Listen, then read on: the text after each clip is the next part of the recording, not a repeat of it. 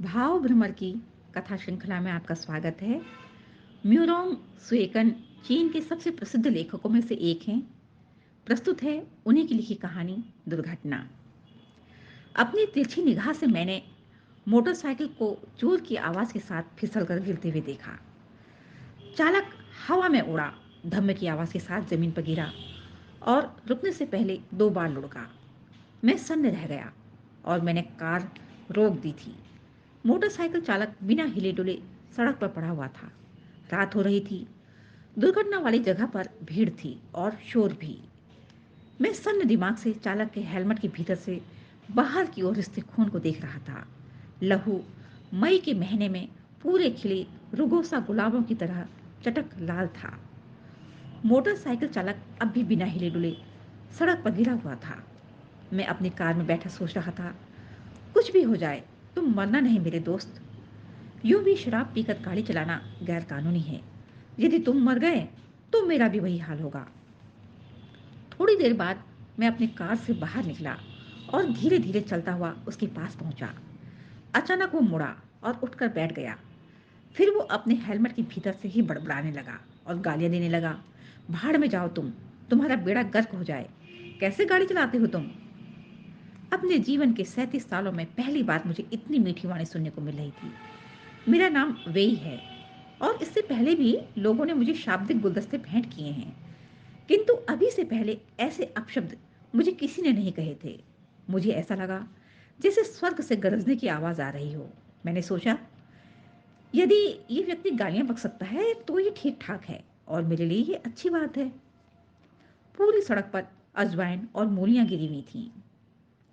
ऐसा लगता था जैसे वो कोई गरीब किसान था जो अपनी सब्जियां बेचने के लिए शहर जा रहा था। मैंने खुद को शांत महसूस किया। उठकर 2-4 कदम चलने में उसकी मदद की। सब ठीक रहा और वो सीधा खड़ा हो गया। स्थिति अच्छी लग रही थी। एकमात्र समस्या ये थी कि उसके मुंह में अब भी खून लगा हुआ था। मैंने फैसला किया कि मैं उसे अपना कमजोर पक्ष नहीं दिखाऊंगा। यदि मैंने उसके साथ ज़्यादा अच्छा व्यवहार किया तो हो सकता है वो इसका फ़ायदा उठाना चाहे। मुझे बिल्कुल पता नहीं कि वो मुझसे मुआवजे में क्या मांगेगा। जैसे ही उसने अपना हेलमेट उतारा, मैं गरजा, तुम मुझे अपना चालक लाइसेंस दिखाओ। दुर्घटना का जिम्मेदार कोई भी व्यक्ति ऐसा कहने का साहस नहीं करेगा। दरअसल मैं उसे डरा धमका कर उससे आत्मसमर्पण करवा लेना चाहता था। वो अभी भी भौचक्का लग रहा था। उसने अपने हाथ से अपने सिर पर लगे खून को रगड़ा, अपने हाथ को देखा और लड़खड़ाते हुए मुझसे पूछा, तुम क्या करते हो? उसकी उम्र 50 वर्ष से ज्यादा होगी। उसके कपड़ों में तेल लगा था। उसने पीले रंग के रबड़ के जूते पहने हुए थे और उसके कपड़ों में से कीटनाशकों की गंध आ रही थी। शक्ल सूरत से भी वो कोई दुनियावी आदमी नहीं लगता था। मैंने खूंखार निगाहों से उसे घूरा। तुम्हें उससे क्या मतलब? अपना चालक लाइसेंस दो, मैं बोला। वो बहुत देर तक अपने कपड़ों में लाइसेंस ढूंढता रहा और फिर शर्माते हुए खीसे निपोर कर बोला, मैं अपने साथ लाइसेंस लाना भूल गया। ये सुनकर मेरा पलड़ा भारी हो गया और मैंने उसके सीने में अपनी उंगली चुभाते हुए कहा, बिल्कुल, तुम्हारा बेड़ा गर्क हो। तुम्हारे पास चालक का लाइसेंस नहीं है। तुम घटिया ढंग से अपनी मोटरसाइकिल चला रहे थे और तुम्हारी ये हिम्मत कि तुम मुझे गालियां दो। उसने अपना सिर झुका लिया और अपने बचाव में कहने लगा, आपकी कार की बत्तियां नहीं जल रही थी, मुझे कैसे पता चलता? तभी मैंने कुछ और लोगों को वहां इकट्ठा होते देखा। मुझे याद आया कि यदि मुसीबत में घिर जाए तो खरगोश भी आदमी को काट लेता है। मुझे ख्याल आया कि क्यों न मैं इस जख्मी आदमी को कुछ रुपए पैसे देकर मामला रफा दफा कर दूं। फिजूल के लड़ाई झगड़े में क्या रखा है। मैंने उसकी गिरी हुई मोटरसाइकिल उठाने में उसकी मदद की। बूढ़े आदमी ने अपना सिर झुकाया। कांपते हुए वो कुछ कदम चला और फिर अचानक दोबारा जमीन में गिर गया। इस बार वो बेहोश हो गया। मैंने उसे बहुत देर तक जोर जोर से हिलाया, पर वो होश में नहीं आया। भीड़ बढ़ती ही जा रही थी और सड़क पर मेरी गाड़ी के पीछे अन्य गाड़ियों की एक लंबी कतार लग गई थी। मैं थोड़ी दूर पर पुलिस की गाड़ी के सायरन की आवाज़ सुनकर रुक गया। मुझे ये सब अच्छा नहीं लगा और मैंने जल्दी से ह्यू काउंसिल को फ़ोन मिलाया। उन्होंने बड़े पेशेवर ढंग से मुझसे बात की। उन्होंने दुर्घटना की जगह के बारे में मुझसे प्रश्न पूछा और इससे जुड़े कुछ और सवाल किए। फिर उन्होंने मदद करने का वादा किया। मैंने फ़ोन काटा ही था कि पुलिस वाले वहाँ पहुँचने लगे। उनमें से एक ने मुझसे मेरे दस्तावेज मांगे। मैंने धीरे से कहा, मैं आपके कमिश्नर का मित्र हूँ। उसने मुझे घूर कर देखा और कहा, फालतू बकवास मत करो, गाड़ी के कागजात निकालो। बूढ़ा किसान भी गहरी सांसें लेता हुआ होश में आ रहा था। उसने कहा, तुम यह नहीं, बस। अब तो मेरी चिंता बढ़ती ही जा रही थी। तभी एक सिपाही के वॉकी टॉकी रेडियो से कोई आवाज़ आई। यदि ये ह्यू कॉन्गसिंग थे तो यकीनन अपना काम कर रहे थे। पुलिस वाला कुछ देर सुनता रहा और फिर बात करते हुए मुझे कठोर निगाहों से देखते हुए वो भीड़ से थोड़ी दूर चला गया। लगभग 2 मिनट बाद जब वो वापस आया तो उसका पूरा हाव भाव ही बदला हुआ था।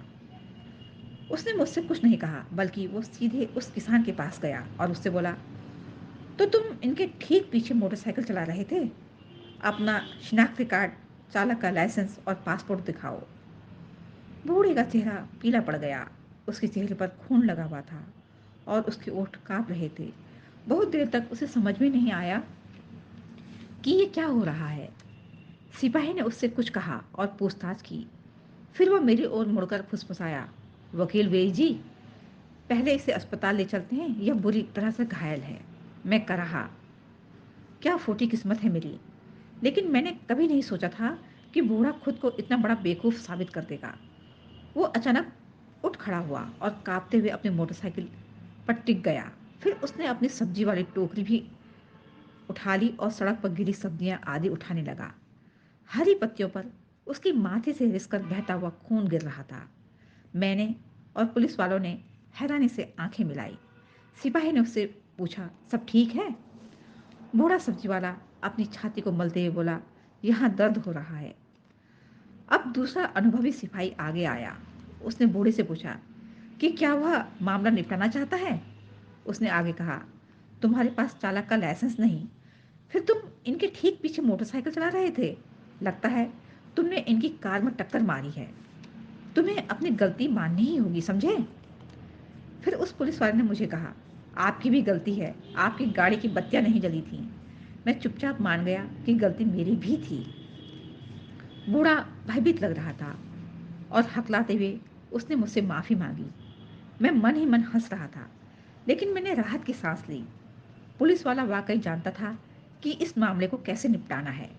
उसने मेरी कार के टक्कर लगने वाली जगह की ओर इशारा करके पूछा, क्या आपकी कार ठीक है? कार मरम्मत करने वाले को दिखाए बिना कुछ भी नहीं कहा जा सकता, लेकिन डेंटिंग पेंटिंग में कम से कम 3 से 4 हज़ार युआन का खर्च लग जाएगा। सब्जी बेचने वाले बूढ़े की आंखें फैल गई और बेहद भयभीत होकर उसने अपनी जेब से मुड़े तुड़े नोटों की एक गड्डी निकाली। कुल मिलाकर उसके पास केवल 100 युआन की रकम थी। वो इतना घबराया हुआ था कि उसकी आंखों से आंसू निकलने लगे। मेरे पास इतने ही युआन हैं, आप चाहे तो मेरी मोटरसाइकिल रख लीजिए, उसने कहा। यह पुरानी मोटरसाइकिल तो कबाड़ी के ही काम आएगी, मैं इसे क्यों लूं? मैंने कहा। पुलिस वाला धीमी आवाज में उस बूढ़े से बातें करने लगा। अब बूढ़ा जोर से कांपा। फिर उसने अपनी जैकेट खोली और भीतर की जेब में रखे 350 युआन और निकल लाए। कांपते हाथों से उसने सारी रकम मुझे दे दी। उसकी आंखों से आंसू रुकने का नाम नहीं ले रहे थे। यह रकम मैंने खाद खरीदने के लिए बचा कर रखी थी। मेरे पास इतनी ही रकम है। मैंने उससे वे 350 युआन ले लिए। बूढ़े ने अपनी मोटरसाइकिल का इंजन चालू करने की कोशिश की, पर वो इस काम में असफल रहा।